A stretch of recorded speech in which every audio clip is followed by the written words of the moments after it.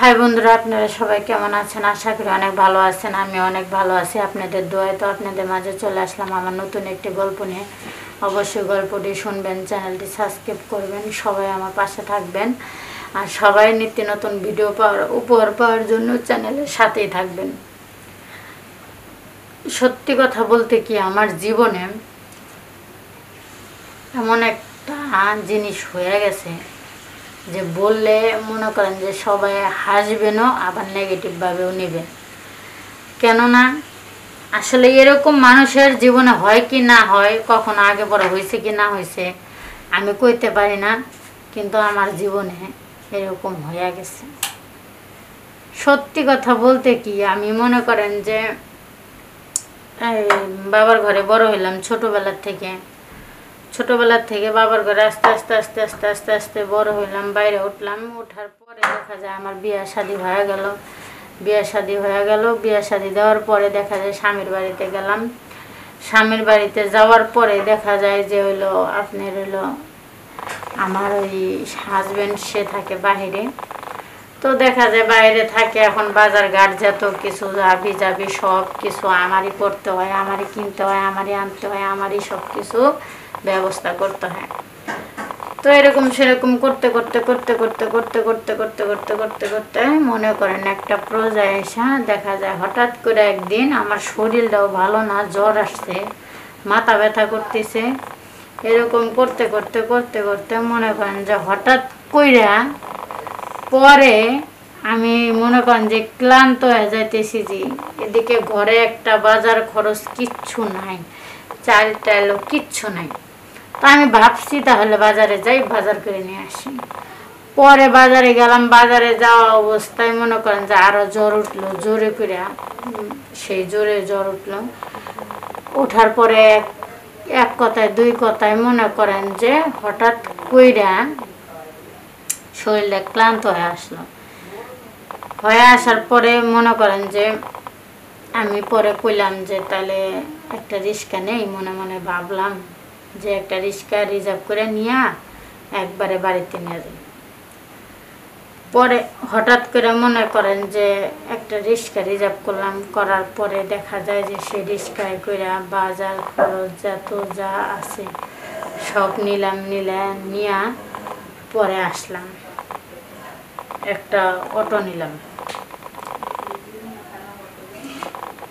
একটা auto rickshaw নিলাম, নিয়ে পরে মনে করেন যে বাসায় আসলাম। আসার পরে রিক্সাওয়ালারে বললাম যে ভাই,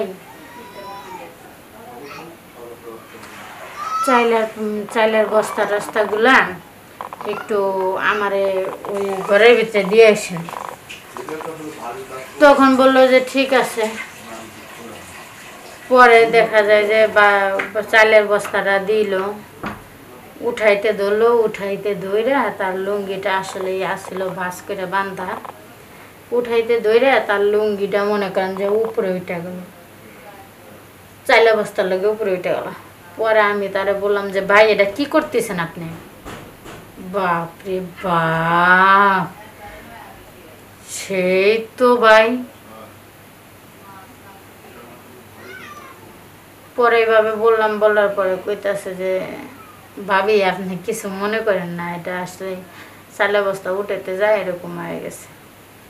তখন আমি কইলাম যে মনে কোনো কিছু করি নাই, কিন্তু এই যে এত কষ্ট করে খায়া না খায়, এই যে যত্ন করে যে জিনিসটারে যে বড় করছেন, এত সুন্দর করছেন, অযথা এরকম করে মাইসেরে দেখায় দুখায়া এই মানুষের মাথা মোতা নষ্ট করে দিয়া, মন দিল নষ্ট করে দেওয়া আপনার লাভটা কি ভাই কোন? তো কহেন না ভাবি আমি নিজে বানাবো কে, এটা আল্লাহ পাক আমারে দান করছে।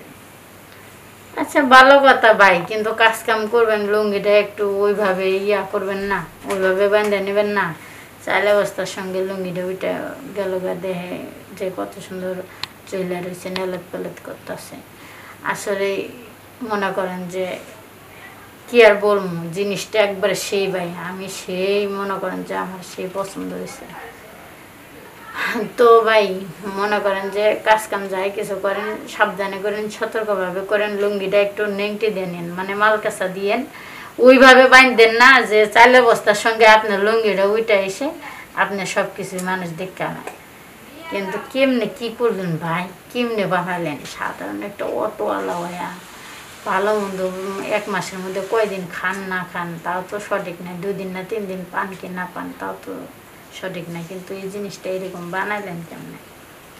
তখনকা আমার রিস্কাওয়ালা কয় কি যে ভাবি খাই ভালো মন্দ খাইলেই যে যন্ত্র এরকম হয় তা না, তাছাড়াও যন্ত্র এরকম বানানোর ক্যাপাসিটি আছে।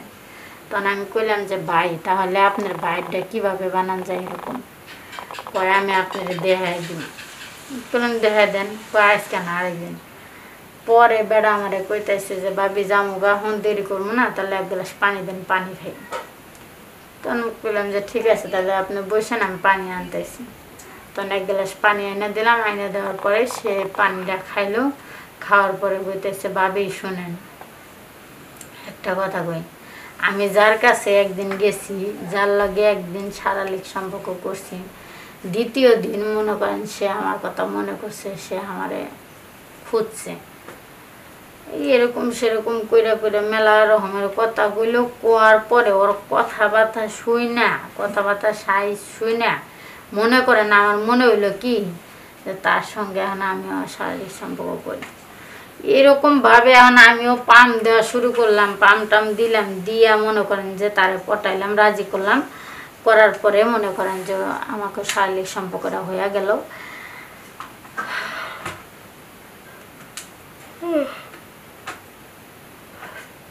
আমাকে শারীরিক সম্পর্কটা হয়ে গেল।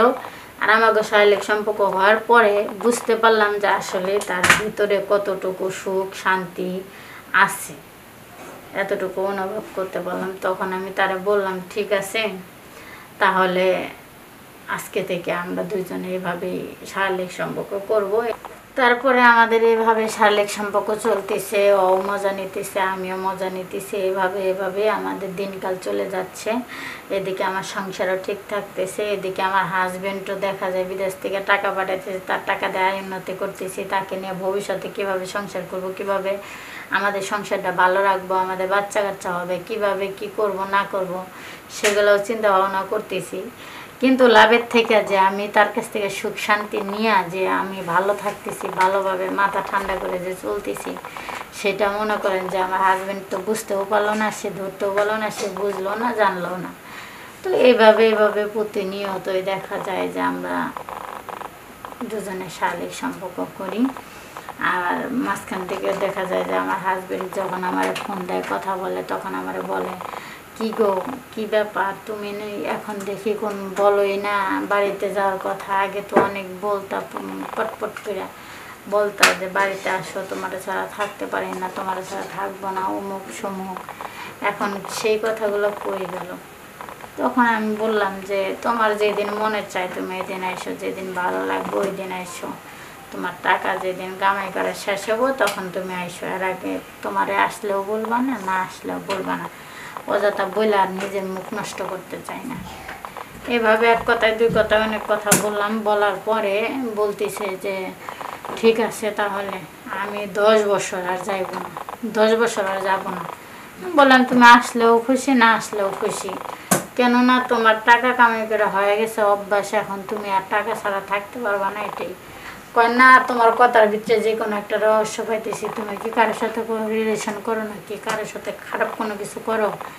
বললাম যে যদি করতাম তাহলে তো তোমার সাথে কথাই বলতাম না, তাহলে আমার মতো আমিই থাকতাম। কয় তাও কথা ঠিক আছে।